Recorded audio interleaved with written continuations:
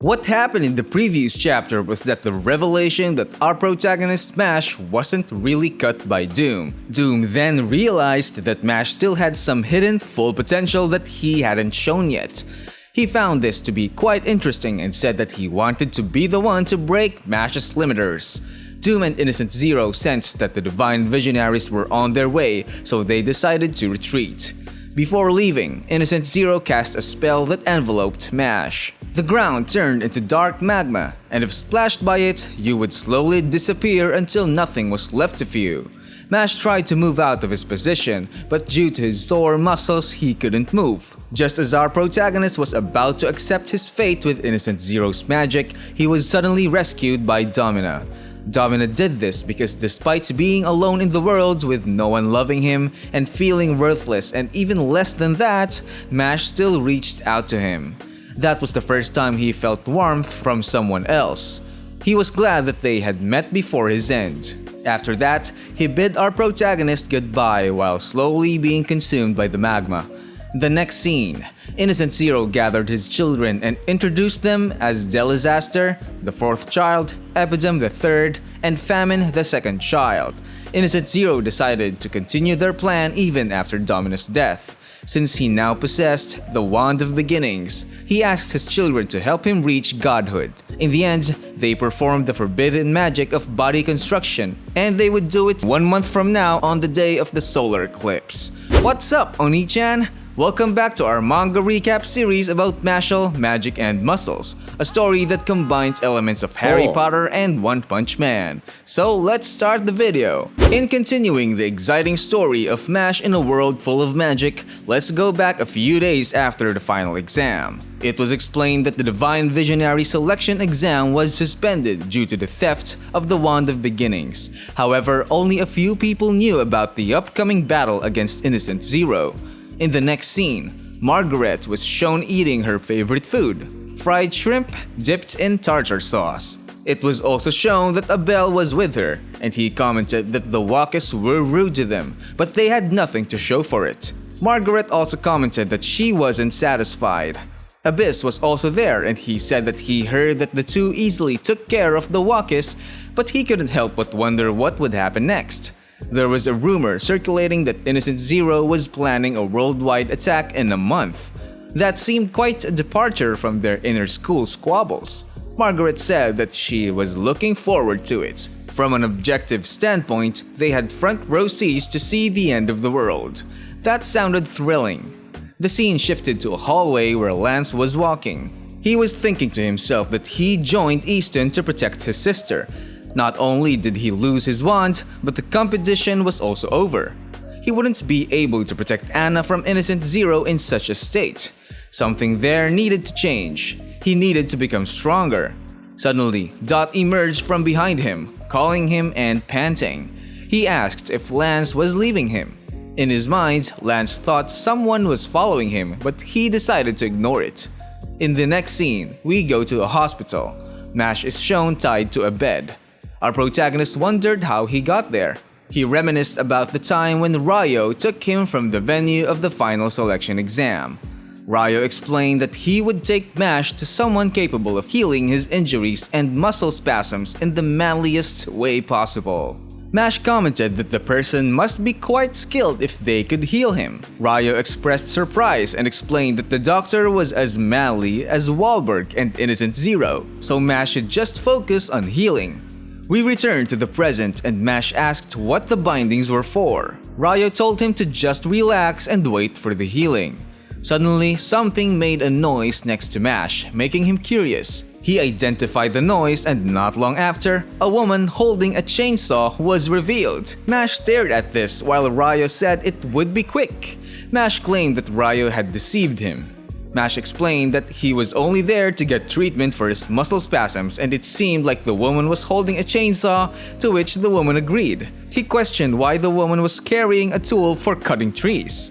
The woman suddenly pointed the chainsaw at Mash, and she smiled. Mash asked if there was a reason why she hadn't killed him yet. The woman explained that it was a magic chainsaw. It was capable of cutting away pain, fatigue, and toxins in his body, but it would be very painful. Mash immediately said he would rather not. The man continued smiling, prompting Mash to ask if he could stop making that face whenever he threatened him and expressed his desire to go home. The woman then called him and let him know that Mash had no say in what was going to happen there. Our hero just resignedly responded, "Well, alright." Our protagonist was brutally chainsawed while the woman explained that it would eventually be over. She also suggested that Mash shouldn't be too fuzzy, to which he agreed. The chainsaw session of Mash continued off-screen, and after that, Mash was shown in awe. He thought that he was going to die at that moment. Our hero was delighted and celebrated that he was free to move. Ryo then explained that of course he would be saved. That was Mistress Meliado. She was even stronger than Wahlberg when they were young. He also recounted that history's greatest magic user and the founder of the Bureau of Magic, Adam, left behind 3 pupils to maintain the future of the magic world he established. Wahlberg, who stands at the top of their society, his fallen disciple, the Dark Ruler Innocent Zero, and the woman standing in front of him now, Mistress Meliado. He asked if it was true that she was stronger than Headmaster Wahlberg. Ryo should stop overpraising Meliado, she said. It was a long time ago. Ryo said he was just telling the truth. Suddenly, Ryo noticed some dirt on Meliado's shoulder, so he touched it. Meliado immediately punched him, causing him to fly off. Meliado told Ryo to be mindful of where he touches when he's with a woman. She also said that he was stupid and stalked him. While bloodied, Ryo asked if Mash heard that. He advised him not to assume things and to always be aware of his companion's boundaries before acting. Mash said he understood.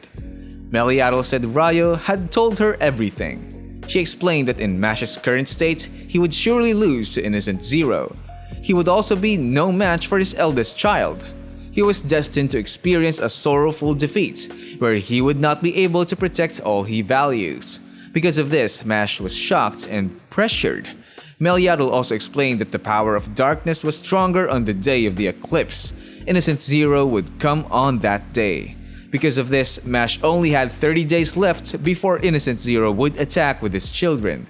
After 30 days, at a minimum, Mash needed to be stronger than him. She also explained that by completing his training, Mash could attain unbelievable power.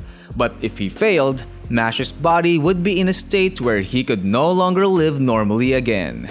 She asked if Mash was willing to gamble himself for such a slim chance of success. Mash asked how small the chance Meliado was talking about. Meliado said that he had a 0.1% chance, so in other words, Mash would likely fail 999 times out of 1,000. Because of that, our hero thought to himself and said he understood. In Ryo's mind, he said it wasn't an easy choice and it was a huge risk. Meliado decided to be frank and said that Mash was still very young. He didn't need to risk his entire life for it. Mash contradicted her, saying he needed to do it. Because of that, Ryo and Meliado were surprised. Mash explained that he had many things he needed to protect, even if it came with danger. Even if his chance of success was 1 in 1,000, he would ensure that the 1 would be the first time, and he knew he could do it. Meliado was pleased with this and said they would start training while he still had 30 days before the final battle begins. His first training would start with a game of Take the Tail. Mash was puzzled and asked whose tail he was supposed to take. Suddenly, someone called him, and when he looked, a small boy in a crocodile costume was shown. He was Meliado's top boy, Ochoa, so Mash should give him respect. While continuously punching, he asked if Mash was going to answer him. Mash just looked at him but didn't immediately pay attention to him. Because of this, Ochoa started crying because Mash was ignoring him. While crying, our protagonist reached into his robe. While he pulled his hand out, he had a cream puff and he ate it. Ochoa started crying again because he thought Mash was going to pull out something else. After that, Meliado explained that Mash's task was to take all 12 tails from Ochoa. If he could do that, he would pass the first test. Our hero responded with a confident, easy. Meliado said Mash had 1 week, and if he failed at that task, she couldn't train him. Mash knew that his opponent was her student. He went there with Ryo's help, but he wouldn't waste his time on someone who has no potential. Meliado said goodbye and mentioned she had a flower arrangement class to attend. She hoped that Mash would try to show her that he was not just all talk when she returned. Mash was puzzled by Meliado's flower arrangement activity. In the next scene, Ryo asked Mash if he was ready, to which Mash agreed.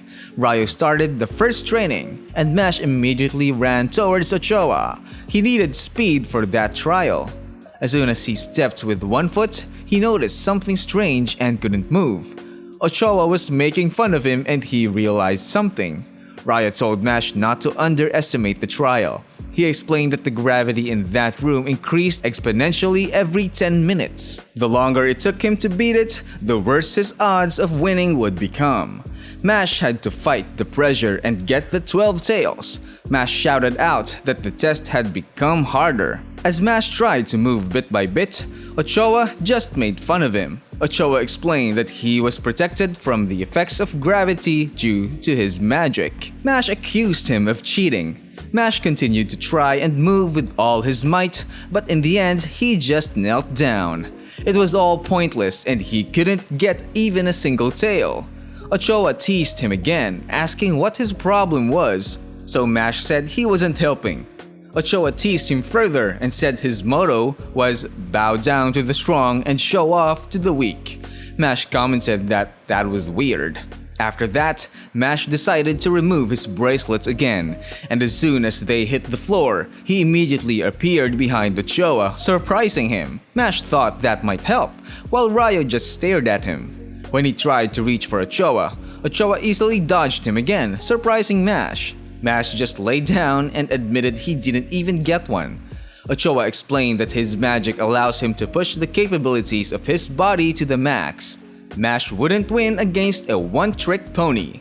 After that, Ochoa teased Mash again. Ryo also asked Mash if he was really that weak. Because of that, Mash regained his courage. He tried again to get the tail, but despite his efforts, he didn't even get one again. As all of this was happening, time passed, making the situation even harder. And while all of this is still happening, Ochoa continued to tease Mash. Ryo explained that at this rate, Mash would lose everything important to him. Didn't he realize that he was always holding back? He should think about what caused him to be like that. Because of this, Mash reminisced about the day he decided to hold back. At their house, he was with Regro, who had a sore neck. He asked Regro if he wanted a massage, to which Regro agreed.